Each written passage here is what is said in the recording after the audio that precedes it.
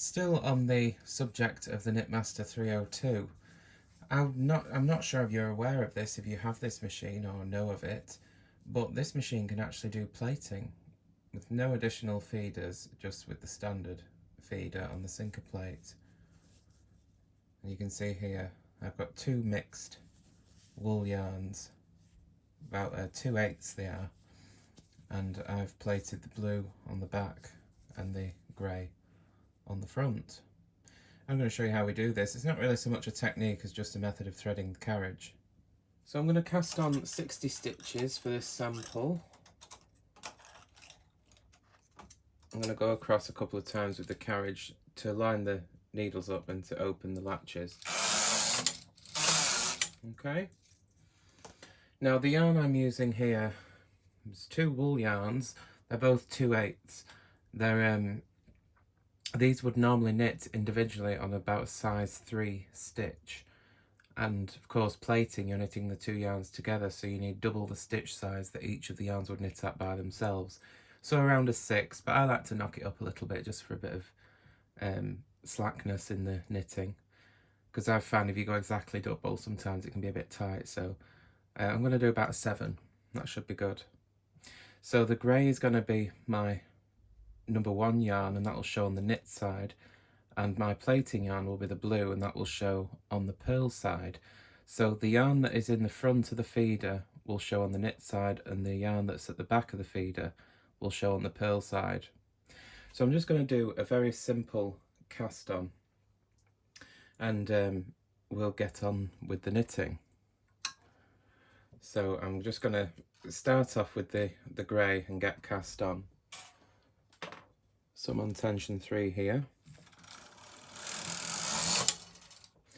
and I'll take my cast on wire on this machine, no combs or anything, so you just lay the cast on wire into the channel between the needles and the gate pegs, and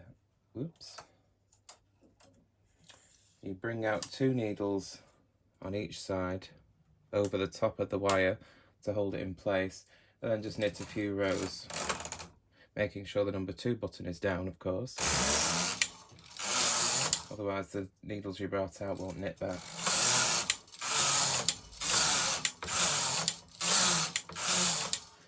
Remove the wire, and this is just to get me started, just so I can give you something to show you from going from regular knitting into the plating.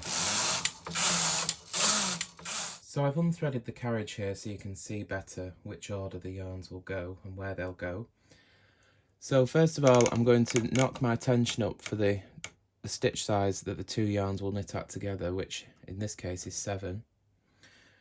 The grey is my number 1 or main yarn that will show on the knit side, and that will be threaded in the usual way into the yarn feeder, in the slit at the front and behind the wire until it clicks, and bring it through. It's just going to make sure it's not caught on the brushes underneath. The plating yarn, what we want to do is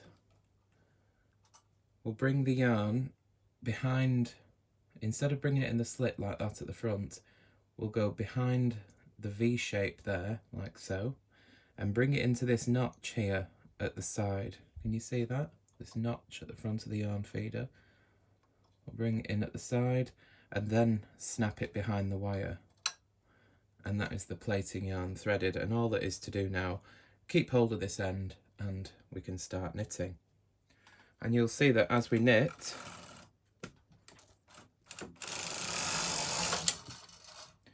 it's hard to see probably from here, but the blue yarn is appearing on the back side of the fabric, the purl.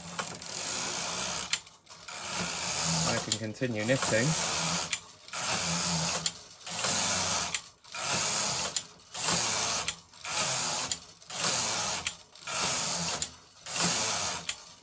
You can see there that the blue is on the back. This ribber doesn't drop down very far, so it's a bit awkward.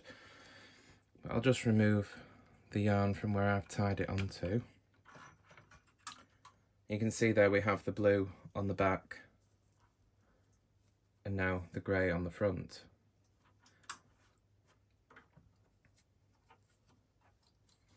I'll get in a bit closer of the yarn feeder and show you what's going on here. I've gone in as close as my camera will allow, and you can see there that the grey is all the way down at the base of the needles and the blue is higher above, so it will always show on the back of the fabric.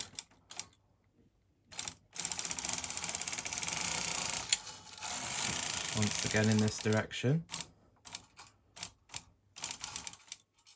This close, it's very difficult to go slow enough to show you, but you get the idea. And of course, if we were to swap the yarns around,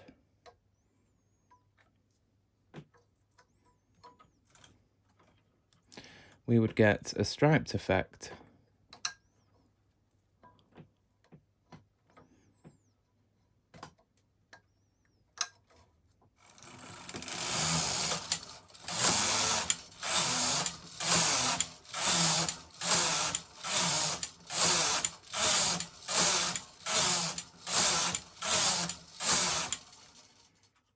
As you can see, the grey is now on the back and the blue on the front.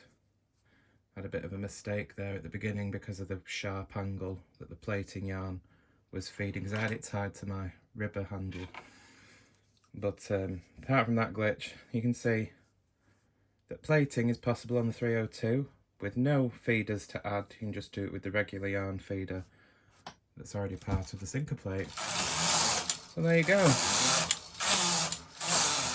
Useful for maybe scratchy metallic type yarns that you would maybe like to wear that look interesting, but they'd be rough and scratchy next to the skin, so you'd plait a smooth cotton to knit on the back side to make it more wearable. But of course you could include the plaiting with some of your tuck patterns and make some interesting effects. So there you go.